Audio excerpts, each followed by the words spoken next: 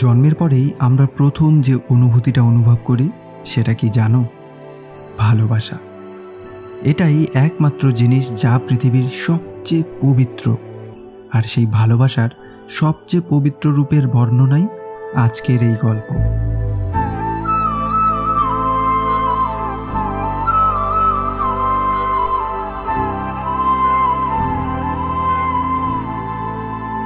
গল্পে শুরু হয় মধ্যবয়স্ক একজন রামকে দেখিয়ে, যে একজন ওয়াইল্ড লাইফ নেচার ফটোগ্রাফার, একজন ভবঘুরে।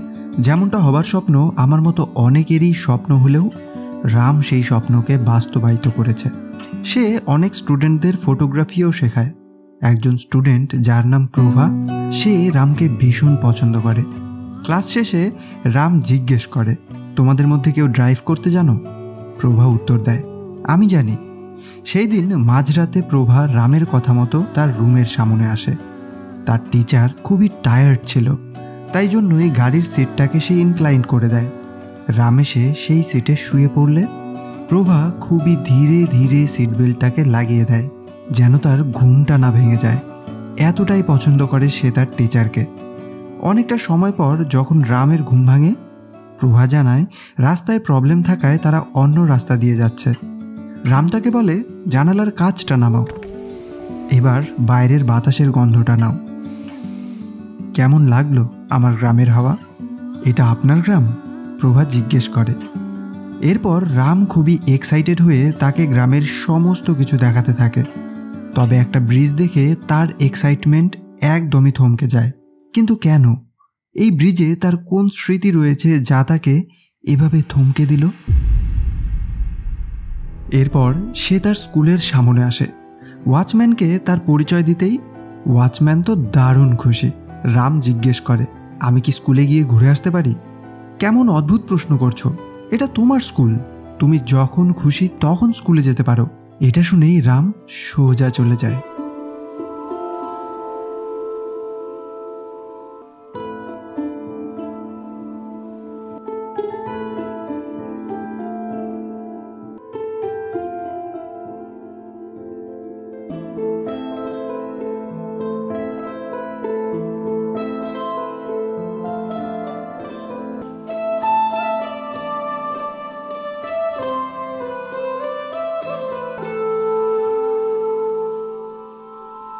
সে তার পুরনো ক্লাসরুমের একটা বেঞ্চে বসে ব্ল্যাকবোর্ডের দিকে তাকিয়ে থাকে।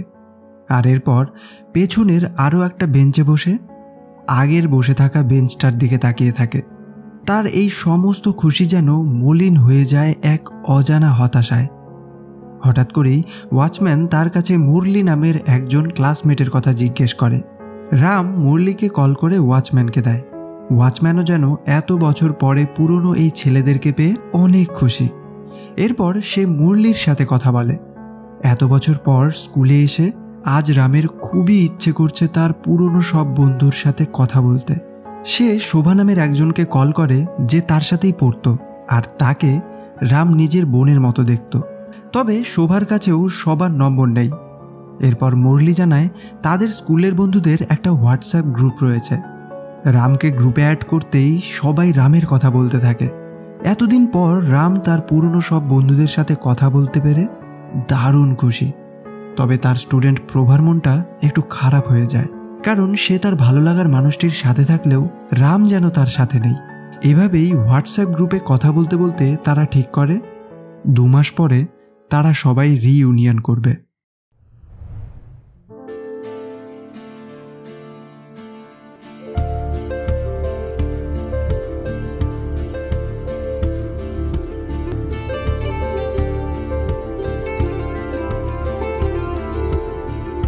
দৈনন্দিন কাজে ব্যস্ত জীবনকে প্রায় ভুলে যাওয়া এই মানুষগুলো আজ একসাথে হয়ে যেন আবার ফিরে গেছে সেই তারুণ্যে।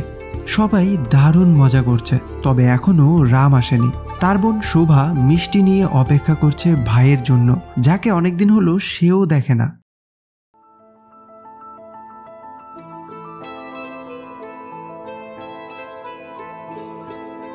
রামকে দেখে সবাই যেন অনেক খুশি। তারা সবাই মিলে অনেক আনন্দ করে। শোভা মুরলিকে জিজ্ঞেস করে, সবাই কি চলে এসেছে? মুরলি বলে 4 জন আসতে বাকি আছে, তাদের মধ্যে 3 জনকে আমি রাস্তা বলে দিয়েছি, তাহলে 4 নাম্বারটাকে? শোভা জিজ্ঞেস করে। মুরলি নাম না বলে তাকে ইশারায় চুপ করতে বলে, তবে শোভা কিছু বুঝতে পারে না মুরলি এমন কেন করছে। রাম এসব দেখে বলে, কে? মুরলি উপায় না পেয়ে বলেই দেয়, জানু।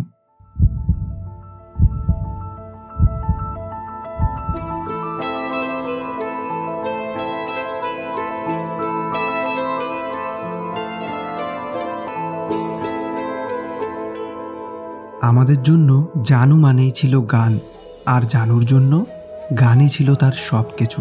তার বাবা মা বিখ্যাত গায়িকার নাম অনুযায়ী তার নাম রেখেছিল এস জানকী। এখন আমি যখন রেডিওতে সেই গানগুলো শুনি, মনে হয় জানু তাদের গান নয়, তারাই যেন জানুর গানগুলোকে গাইছে। এই গানগুলো শুনলেই জানুর কণ্ঠ, তার চেহারা আমার চোখের সামনে ভেসে ওঠে। শুধু তার গানই নয়, আমি তার প্রতিও মুগ্ধ ছিলাম, আর এই কথাটা সেও জানতো। কিন্ডারগার্টেন থেকেই আমি তার সাথেই পড়তাম, তখন থেকে আজ পর্যন্ত আমি তার কথাই শুনতাম। সেও যদি কোনো কিছু চাইতো, সেটা শুধু আমার কাছেই চাইতো। সেই ছিল আমার স্কুলের 90% অ্যাটেন্ডেন্সের কারণ। যে দিনগুলোতে আমি কম নাম্বার বা অন্য যে কোনো কারণের জন্য উদাস থাকতাম, কেউ সেটা না বুঝলেও সে বুঝে যেত, জিজ্ঞেস করতো কি হয়েছে। তার এই একটা প্রশ্নই যেন আমার দিনটিকে ভালো করে তুলত। আমি বোঝাতে পারবো না জানু আমার জন্য কি। যখনই আমি মন্দিরে যাই, ঈশ্বরের কাছে একটাই প্রার্থনা করি, জানু যেন কখনোই আমার চোখের আড়াল না হয়। একদিন জানু স্কুলে আসে না, আর এই জন্যই রামের মনটা ভীষণ খারাপ হয়ে যায়। শুধু ওই দিন নয়, এর পরের দিনও জানু স্কুলে আসে না। রামের যেন আর কোনো কিছুতেই ভালো লাগছে না। সে শোভাকে ইশারায় জিজ্ঞেস করে, জানু কেন আসেনি? শোভা বলে, আমি কি করে জানবো? তবে সে বুঝে যায় তার ভাই কতটা খারাপ আছে। তাই একজনের কাছে জানুর বাড়ির ঠিকানা শুনে নেয়, আর জানতে পারে তার বাড়ির সামনে সুকুমার নাম লেখা থাকবে। রাম তার বোনকে নিয়ে বেরিয়ে পড়ে জানুর বাড়ির উদ্দেশ্যে।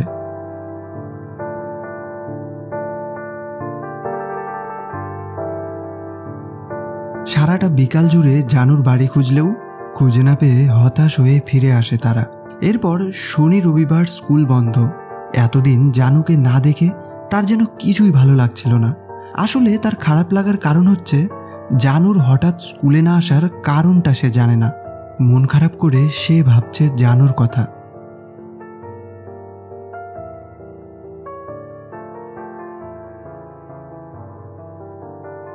এরপরই সোমবার। আজ হয়তো জানুকে সে দেখতে পারবে, এই ভেবেই অনেক আশা নিয়ে সে স্কুলে আসে। আর এরপর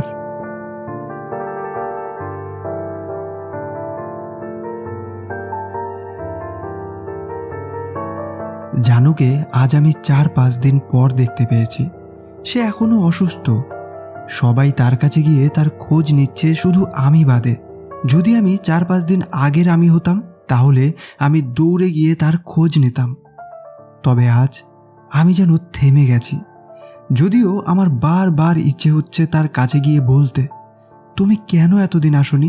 জানো কতটা কষ্ট পেয়েছি তোমায় না দেখে। কিন্তু কোনো এক অজানা কারণে আমি তা বলতে পারিনি। তবে এরপরেই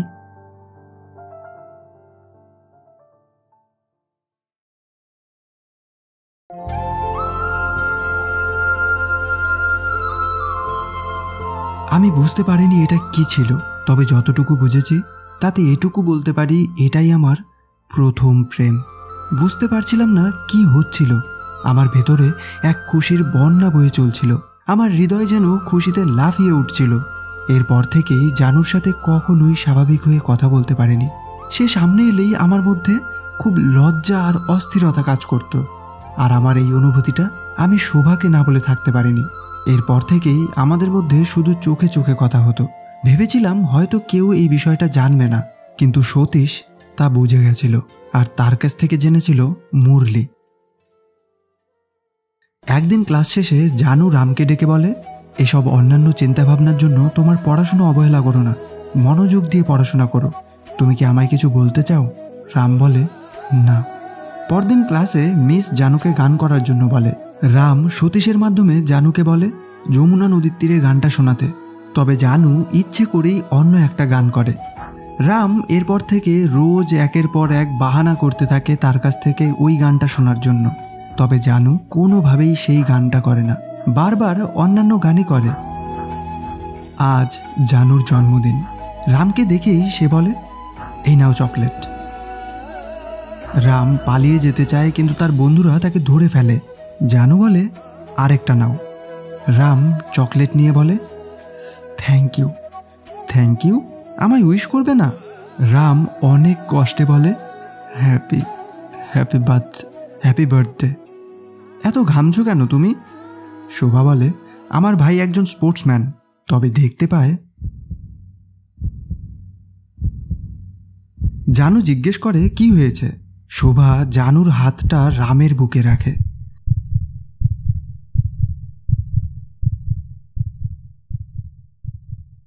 জানু বুঝতে পারেনি সে কি করেছে। তবে আমি ক্লাস 10-এর কে রামাচন্দ্রন খুব স্পষ্টই বুঝতে পেরেছিলাম আমার সব কিছুই এখন জানু। আজ তাদের ফাইনাল পরীক্ষা। রামের মতো জানুর মনটাও আজ অনেক খারাপ। 2 মাস তাদের স্কুল বন্ধ, দেখা হবে না তাদের।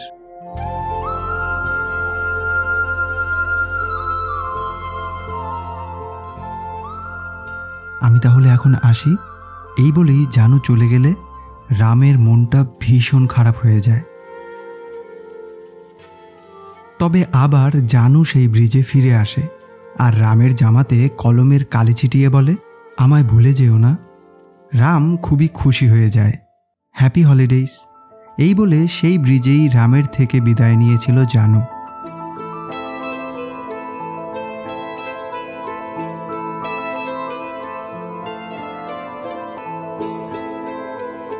আজও জানুর আসার কথা শুনে রাম লজ্জায় ভয়ে দূরে গিয়ে লুকিয়ে আছে, ঠিক যেন সেই ক্লাস 10-এর রামের মতোই। শুধু মিসিং রয়েছে তার গায়ের সেই ইউনিফর্ম। জানু এখানে এসে পৌঁছায়।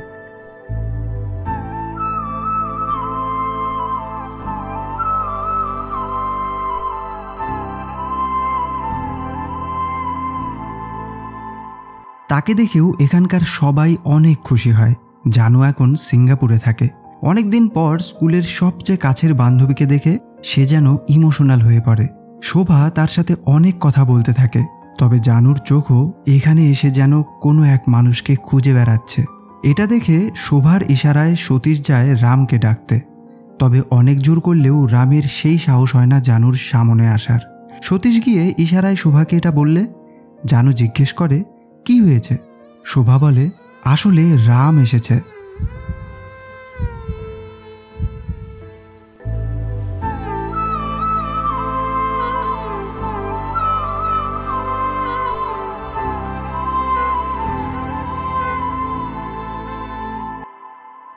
দু মাস ছুটি কাটানোর পর জানু স্কুলে খুবই খুশি হয়ে আসে।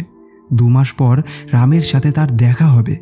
তবে ক্লাসে এসে সবাইকে দেখলেও সে রামকে দেখতে পায় না। তাকে দেখতে না পেয়ে জানুর যেন মন ভীষণ খারাপ হয়ে যায়। টিচার যখন সবার অ্যাটেন্ডেন্স নিচ্ছিল তখন তিনি রামের নাম ডাকেন না। মুরলি টিচারকে জানায় তিনি রামের নাম ডাকতে ভুলে গেছেন, কিন্তু মিস জানায় রেজিস্টারে তার নাম নেই, হয়তো সে অন্য সেকশনে পড়েছে। তবে খোঁজ নিয়ে তারা জানতে পারে রাম অন্য সেকশনেও নেই। জানু অবাক হয়ে দৌড়ে চলে যায় অফিসে আর সেখান থেকে জানতে পারে রাম তার ট্রান্সফার সার্টিফিকেট নিয়ে চলে গেছে। তারা বুঝতে পারে না রাম এমন কেন করল। তারা শোভাকে জিজ্ঞেস করে, তবে শোভা জানায় সে আজই ছুটি থেকে এসেছে। জানুর মনটা ভীষণ খারাপ হয়ে যায়। সতীশ এবং মুরলি সোজা চলে যায় রামের বাড়িতে।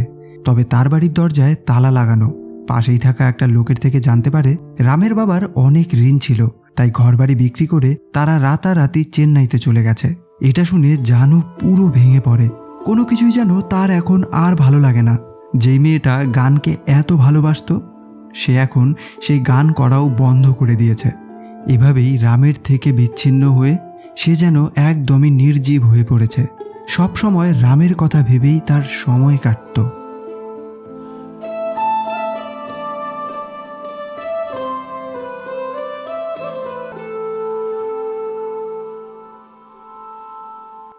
জানু রামের কাছে আসে, যেন সেই ক্লাস 10-এর রাম তার জন্য এখানে অপেক্ষা করছে। সে রামকে ডাকে। অনেক কষ্ট করে রাম তার দিকে তাকায়। রাম, আমায় চিনতে পেরেছ? আমি জানু। কেমন আছো তুমি? রাম ঠিক যেন সেই ক্লাস 10-এর মতো করেই জবাব দেয়, হ্যাঁ হ্যাঁ, ভালো আছি। কি করো তুমি এখন? আমি ট্রাভেল ফটোগ্রাফার। জানু রামকে এমন অস্বস্তিতে দেখে, আর হঠাৎ করেই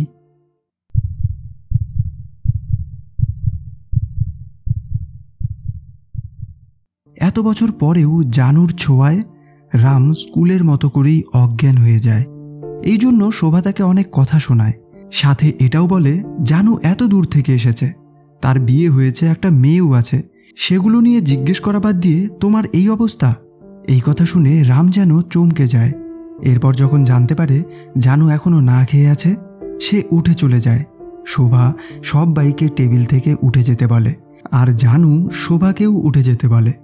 এদিকে রাম খুব সুন্দর করে যত্ন করে একটা প্লেটে খাবার সাজিয়ে এনে জানুকে খেতে বলে। জানু সেই প্লেটটা নিয়ে খাবার খেতে থাকে, আর রাম তাকে প্রাণ ভরে দেখতে চায়, তবে এক অজানা বাধায় তাকে শান্তিতে দেখতেও পারে না। এদিকে তাদের এমন দেখে শোভা আর মুরলি খুবই ভয় পাচ্ছে, কারণ তাদের দেখে মনে হচ্ছে তারা যেন ঠিক সেই জায়গা থেকে শুরু করেছে যেখানে দুজন সম্পর্কটাকে স্থগিত করেছিল। এদিকে জানু অর্ধেক খাবার খেয়ে প্লেটটা রামকে দিয়ে বলে, তুমি তো কিছু খাওনি তাই না? এগুলো শেষ করো। আর রাম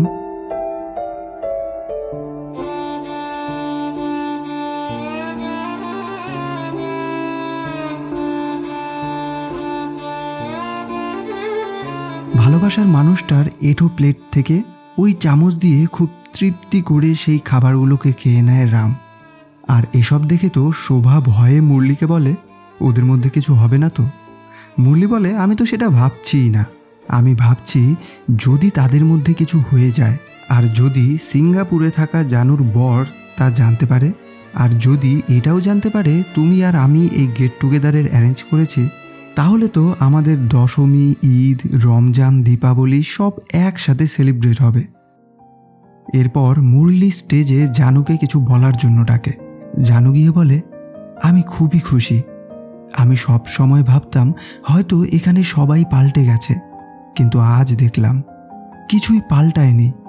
পাল্টে গেছে শুধু আমাদের সেই নীল সাদা ইউনিফর্ম।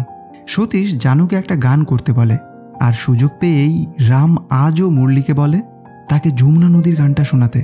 তবে দুর্ভাগা রাম আজও জানুর গলায় সেই গানটা শুনতে পায় না। তাদের এই রিইউনিয়নের এই অনুষ্ঠানটা এখানেই শেষ হয়ে যায়।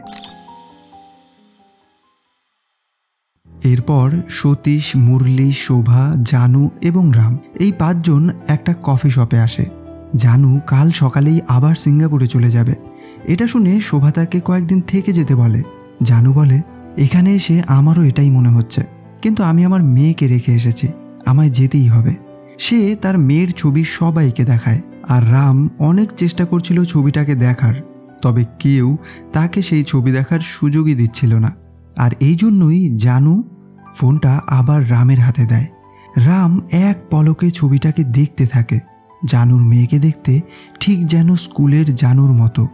শোভা রামকে বলে, এই জন্যই ঠিক সময়ে বিয়ে করতে হতো তোমার, তাহলে আর এভাবে অন্যের বাচ্চাকে দেখতে হতো না।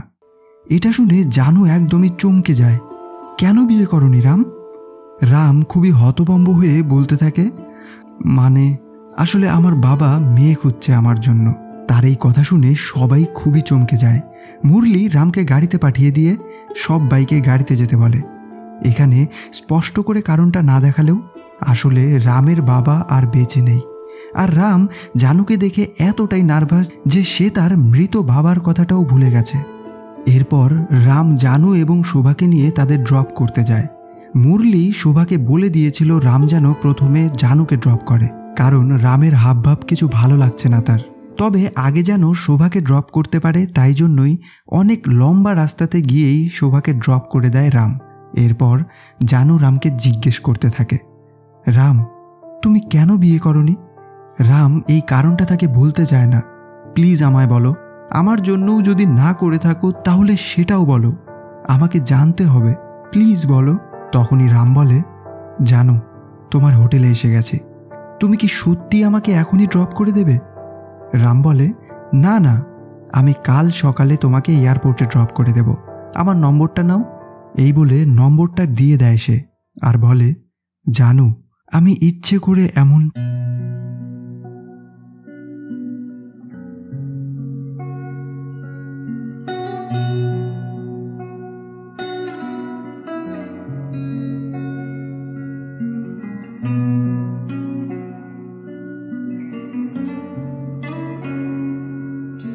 জানু হতাশ হয়ে সোজা তার রুমে চলে আসে। রুমে এসে অনেকক্ষণ শুধু রামের কথাই ভাবতে থাকে। সে ভাবতে থাকে রামকে কল করবে কিনা, রামকে আটকাবে কিনা। তবে এরপর সে রামকে কল করেই বলে, রাম তুমি কি চলে গেছো? প্লিজ বলো না, তুমি কি অনেক দূরে চলে গেছো? কোথায় আছো তুমি? জানো আমি ঠিক সেখানেই দাঁড়িয়ে আছি যেখানে তুমি আমায় ছেড়ে গেছো।